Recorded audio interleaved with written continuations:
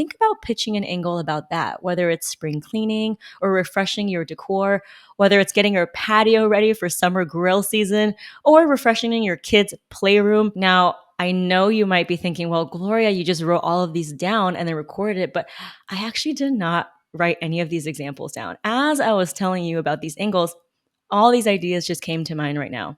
So think about what are the trends, how it's different, and follow the CPR method. I've given you many, many different angles to think about when it comes to spring, summer.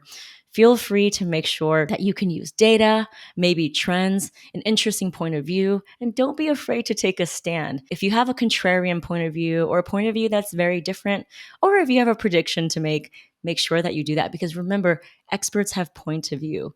And that's what we're positioning you as an expert. The more you're trying to sell your product and talk all about what you're offering, the more likely it is that the journalist is going to say, why don't you buy an ad instead?